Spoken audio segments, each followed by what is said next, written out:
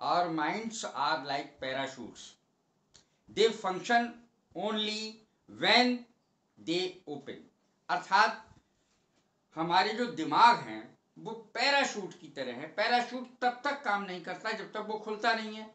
ठीक इसी तरीके से हमारे दिमाग भी हैं, तब तक काम नहीं करते जब तक ये खुलते नहीं हैं। Our minds are like parachutes.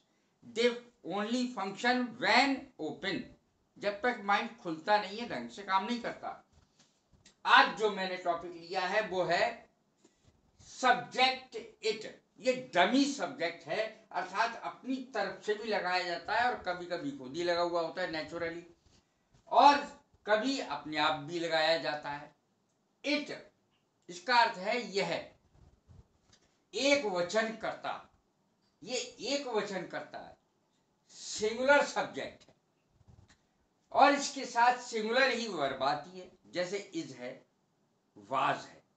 इस तरीके से इसमें वर्ब का प्रयोग होता है। और ये इट किस किस जगह यूज होता है, कैसे यूज होता है, ये मैं क्रम से आपको कई जगह बताऊंगा।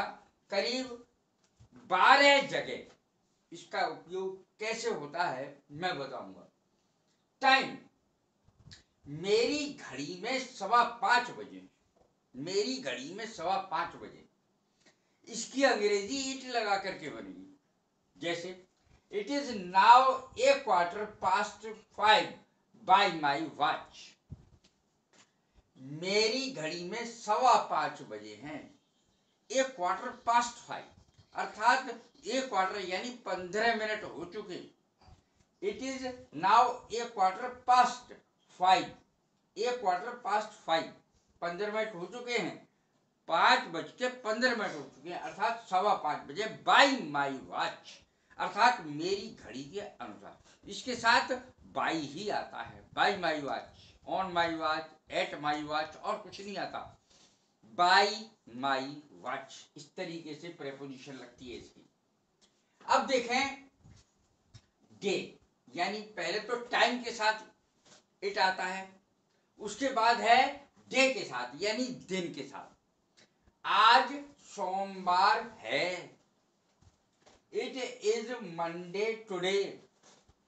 इट शब्द का प्रयोग होगा, अर्थात कर्ता सप्लाई किया जाता है इसमें, ऐसे वाक्यों में। आज सोमवार है, और ऐसे वाक्यों में वो तो है नहीं कर्ता, तो क्या होगा, अपनी तरफ से इट जोड़ा जाएगा कर्ता के रूप में। डमी सब्जेक्ट है ये। इट इज मंडे टुडे, आज सोमवार है, कल सोमवार था, इसकी क्या है, इट वाज मंडे यस्टरडे, इस तरीके से आता। तो वाज का भी प्रयोग हो सकता है, इसका भी प्रयोग हो सकता है, दोनों सिंगुलर सब्जेक्ट। सिंगुलर सब्जेक्ट में सिंगुलर वर्ब का ही प्रयोग होगा। तो टाइम में मेरी घड़ी में 5:15 बजे है। डे यानी दिन, आज सोमवार है, कल सोमवार था, इस प्रकार के सेंटेंस। अब देखें मंथ को, यानी महीनों में भी इट का प्रयोग होता है। जनवरी का महीना था, जनवरी का महीना था, it was the month of January. जनवरी का महीना था, it was the month of January, या जनवरी कहते हैं। People were shivering with cold, लोग ठंड से कांप रहे थे। जनवरी का महीना था, ठंड के कारण लोग कांप रहे थे। It was the month of जनवरी। कोई भी महीना ले सकते हैं। It was the month of December, it was the month of November, it was the month of February, कुछ भी कोई सा ही महीना लगा सकते हैं। People were shivering with cold, तो महीनों के हिसाब से आप ठंड भी ले आइए। अब जनवरी में तो बहुत ठंड पड़ती है, दिसंबर में भी बहुत ठंड पड़ती है, लेकिन फरवरी मार्च में इतनी नहीं पड़ती। People were shivering with cold, लोग ठंड से कांप रहे थे। तो इस प्रकार जब महीना बताना हो, जनवरी का महीना था, कोई निश्चित सब्जेक्ट तो है नहीं, जनवरी का महीना था, तो इट का प्रयोग होगा। It was the month of जनवरी, इस तरीके से प्रयोग होगा। अब वर्ष को ले, देखिए क्रम है बिल्कुल, समय, दिन, मंथ यानी महीना, और साल, वर्ष। अब इसके साथ देखें 1947 की बात है। जब हम स्वतंत्र हुए, it was 1947, it was 1947 when we became independent. Independent माने स्वतंत्र. It was 1947, 1947 थी, 1947 की बात है. तो इस प्रकार के सेंटेंस इट लगा करके बनेंगे. It was 1947 when, जब, when का अर्थ है जब, we became independent, जब हम स्वतंत्र हुए, अर्थात सन 1947 में हम स्वतंत्र हुए. तो साल लगाने के लिए भी, जिसमें निश्चित सब्जेक्ट नहीं है वाक्य में, उसमें इट का प्रयोग होता है. इट को अपने पास से ही सप्लाई कर दिया जाता है. वेदर कंडीशंस यानी मौसम की कंडीशंस.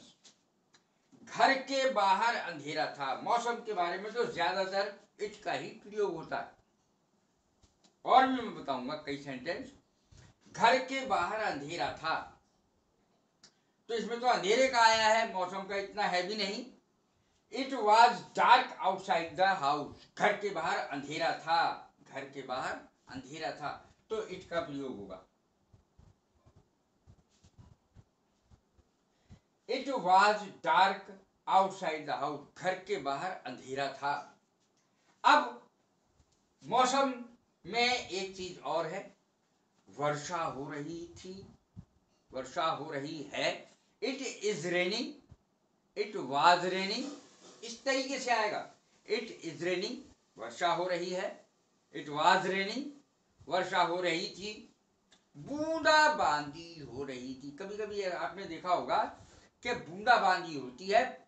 वर्षा तो तेज वर्षा को कहते हैं, मोटी मोटी बूंदें, लेकिन ड्रिजलिंग कहते हैं, बहुत हल्की हल्की बूंदें होती रहती हैं. ड्रिजलिंग कहते हैं उसको. DRIZZLING. ड्रिजलिंग माने बूंदा बांदी होना. इट इज ड्रिजलिंग अर्थात बूंदाबांदी हो रही है. इट वॉज ड्रिजलिंग, बूंदाबांदी हो रही थी. रेनिंग का मैंने अभी बता ही दिया. थंडरिंग माने कड़कड़ाहट की आवाज. इट वॉज थंडरिंग, कड़कड़ाहट की आवाज, बिजली की आवाज. थंडरिंग, बिजली कड़क रही थी. It was thundering. और इट इज थंडरिंग, बिजली कड़क रही. तो जो मौसम का हाल जब बताया जाता है तो इट का ज्यादातर प्रयोग होता है. इट इज हेलिंग, ओले पड़ रहे हैं. इट वॉज हेलिंग, ओले पड़ रहे थे. ओले पड़ने की हेलिंग है. स्नोइंग, बर्फ पड़ने की है. इट इज स्नोइंग, बर्फ पड़ रही है. इट वॉज स्नोइंग, बर्फ पड़ रही थी. तो मौसम के लिए तो ज्यादातर इट का ही प्रयोग होगा.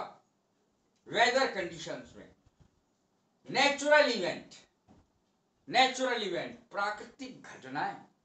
ऊंचे शिखरों पर वर्ष भर बर्फ पड़ती है. ऊंचे शिखरों पर वर्ष भर यानी साल भर बर्फ पड़ती है. तो अंग्रेजी क्या बनेगी? वही इट लगा करके बनेगी. It snows on the high peaks through out the year. ऊंचे ऊंचे पहाड़ों पर, पहाड़ के ऊंचे ऊंचे शिखरों पर सारे साल बर्फ पड़ती है. इट स्नोज, इट स्नोज माने बर्फ पड़ती है, अर्थात प्रेजेंट इंडेफिनिट का टेंस है. It snows on the high peaks, ऊंचे ऊंचे शिखरों पर. Through out the area, through out माने सारे साल. थ्रू आउट द ईयर, सारे साल, सारे वर्ष, इसका अर्थ होता है. अब देखें डिस्टेंस के लिए, दूरी के लिए. यह दिल्ली से 25 किलोमीटर दूर है. अब तुम्हें दूरी बतानी है कि कितनी, यहां से कितने किलोमीटर दूर है, वो वहां से कितने किलोमीटर दूर है. कैसे बताएंगे? इट का प्रयोग करके. It is 25 kilometre away from Delhi. ये दिल्ली से 25 किलोमीटर दूर है. डिस्टेंस कैसे बताएंगे? किस चीज की दूरी कैसे बताएंगे? सब्जेक्ट तो है नहीं निश्चित, तो सब्जेक्ट अपनी तरफ से सप्लाई करेंगे. इट, डिस्टेंस का अर्थ है दूरी. यह दिल्ली से 25 किलोमीटर दूर है. It is 25 kilometre away, away from Delhi.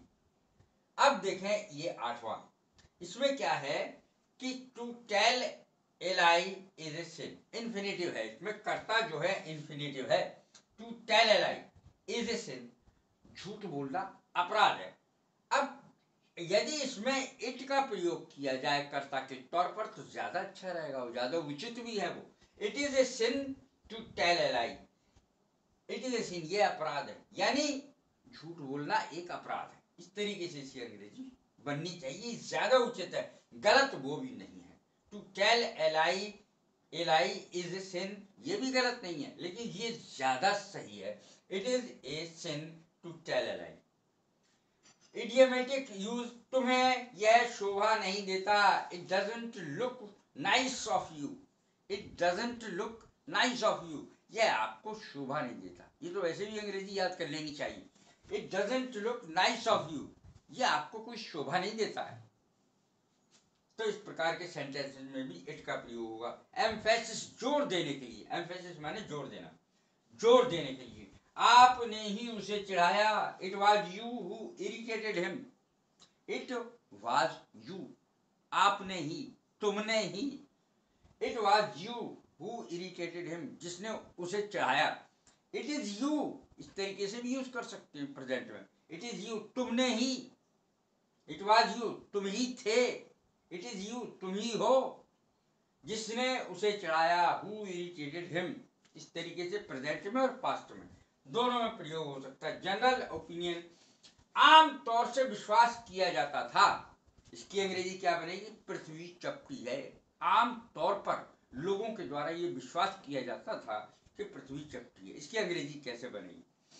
It was generally believed, ये विश्वास किया जाता था, that the earth was flat, कि पृथ्वी चपटी है या चपटी थी। आम तौर से विश्वास किया जाता था कि पृथ्वी चपटी है। It was generally believed that the earth was flat, कि पृथ्वी चपटी थी। अब मैंने यहाँ पर कई चीजें आपको बताई हैं कि इट का यूज कैसे होगा। विशेष रूप से मैंने इट का ही यूज लिया है। ये इसका अपना कोई खास अर्थ नहीं होता इन सेंटेंसेस में, अगर आप उठा करके देखेंगे तो इट शब्द का यहाँ पर ना के बराबर कोई अर्थ निकलता है, कोई खास अर्थ निकलता नहीं है। और ये कर्ता एक वचन होता है, एक वचन क्रिया के साथ यूज होता है, चाहे प्रेजेंट में भी और पास्ट में भी और टेंस में भी। तो ये यदि मेरी वीडियो आपको पसंद आई हो तो शेयर करें, लाइक करें, सब्सक्राइब करें। God bless you, thank you very much.